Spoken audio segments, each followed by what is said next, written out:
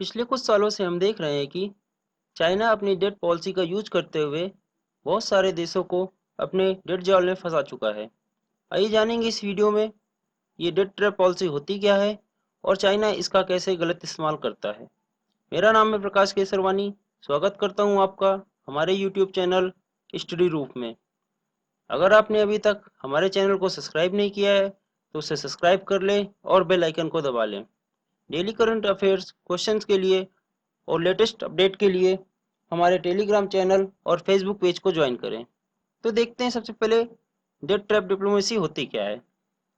Debt trap diplomacy is carried out in a bilateral relationship between countries with a negative intent.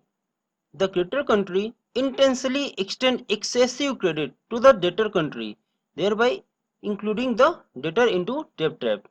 मतलब ये है कि जब कोई कंट्री किसी दूसरे कंट्री को एक निगेटिव इंटेंट के साथ लोन देती है और वो उस लोन को एक्सेसली बढ़ाते जाते हैं जिससे कि दूसरी कंट्री उसके डेट जाल में फंस जाए। इसको आप इस तरह समझ सकते हैं कि जैसे कोई एक दुकानदार है, उसने एक दुकान किराए पर ली और वो मकान मालिक को एक्स्ट्रा पैसे देता जा रहा है जब भी उसको ज़रूरत होती है। फॉर एग्जांपल, जो दुकान का ओनर था वो इमरजेंसी केस के लिए दुकानदार से कुछ पैसे उधार ले लेता है और उसे नहीं चुका पाता। इसको एक स्टेप आगे बढ़ाते हैं। नेक्स्ट टाइम फिर से उसे कोई इमरजेंसी होती है और फिर से एक बड़ा अमाउंट उससे उधार पर ले लेता है। इस तरह वो उसके डेट जाल में फंस जाता है और वो दुकानदार अपना काम बहुत ही इजी तरीके से कर सकता है और धीरे से उस दुकान पर कब्जा भी कर सकता है। सेम इसी तरह चाइना छोटी कंट्रीज को लोन देता है और जब वो कंट्रीज लोन रिपे नहीं कर पाती टाइम से तो वो उसके किसी इकोनॉमिक या पॉलिटिकल प्लेस को कब्जा कर लेता है और धीरे धीरे उससे अपना मुनाफा कमाता है या फिर वहां पर अपना एक मिलिट्री बेस स्थापित कर देता है जिससे कि वो अपनी प्रेजेंस ओवरऑल पूरे ग्लोब में स्थापित कर सके। तो आइए देखते हैं चाइना की डेट ट्रैप डिप्लोमेसी के बारे में। तो ये शुरू होता है चाइना के सिल्क रूट प्लान से। सिल्क रूट प्लान के अंदर चाइना के एक बहुत ही बड़ा प्रोजेक्ट है बेल्ट एंड रोड इनिशिएटिव, जिसके तहत चाइना बहुत सारे देशों पर बड़े बड़े प्रोजेक्ट कवर करता है, जिसके अंदर वो कॉम्प्लेक्स रेल नेटवर्क, रोड, सी रूट और भी बड़े बड़े प्रोजेक्ट कवर करता है जो कि छोटी कंट्रीज को करना थोड़ा मुश्किल होता है। उन कंट्रीज को लगता है इससे उनकी देश की डेवलपमेंट होगी और उनकी इकोनॉमी को बूस्ट मिलेगा, लेकिन फर्दर वो उससे फायदा नहीं उठा पाते और चाइना के डेट जाल में फंस जाते हैं।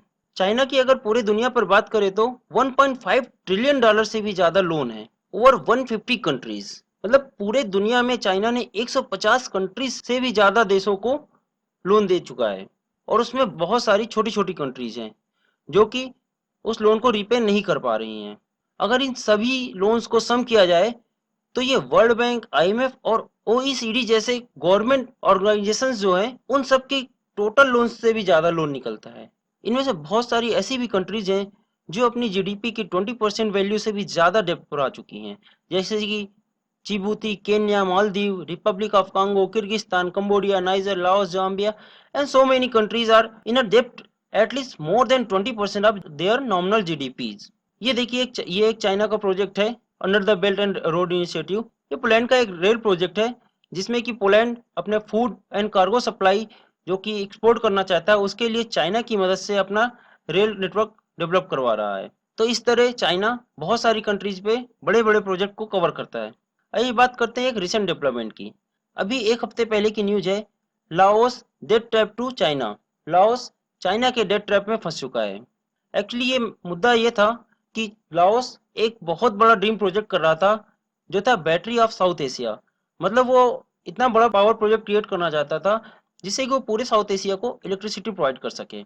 इस पर वो चाइना से लोन लेता गया। बीच में उसके बहुत सारे प्रोजेक्ट खराब भी हुए जिससे कि लाओस को बहुत सारा लॉस भी हुआ, लेकिन वो फर्दर चाइना से लोन लेता ही गया और इस तरह उसने अपनी जीडीपी का मोर देन 45% चाइना से लोन ले लिया। लाओस की जीडीपी 20 बिलियन डॉलर है और इसमें से 900 मिलियन डॉलर वो चाइना से डेट में है। यह है बैंकॉक पोस्ट का article, Chinese firm to run Laos electricity grid.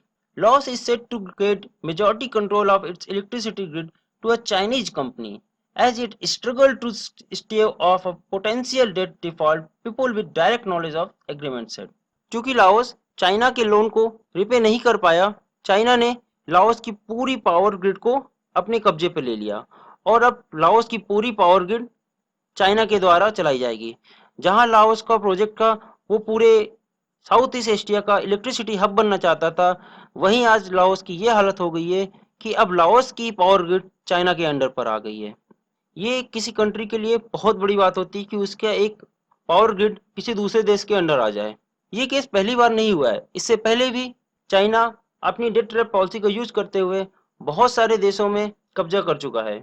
बात करें अगर केन्या की, तो 2006 और 7 के बीच केन्या ने चाइना से करीब $10 बिलियन का लोन लिया था, जो कि उसके 72% फॉरेन डेब्ट के बराबर है।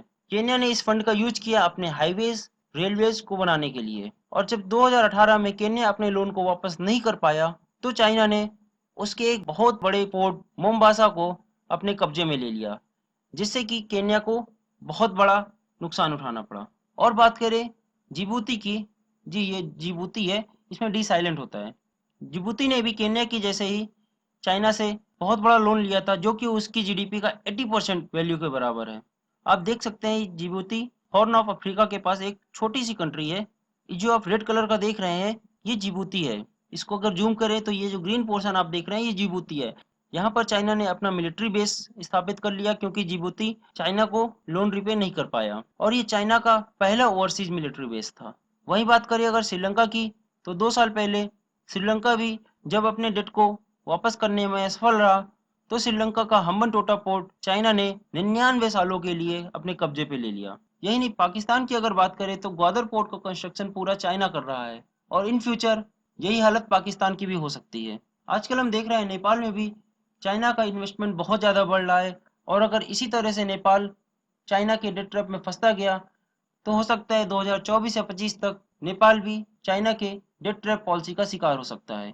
आई होप कि आपको ये मुद्दा समझ में आया होगा। अगर वीडियो अच्छा लगा तो दोस्तों के साथ शेयर करें और हमारे चैनल को सब्सक्राइब करें। Thank you very much for listening. Stay home and take care.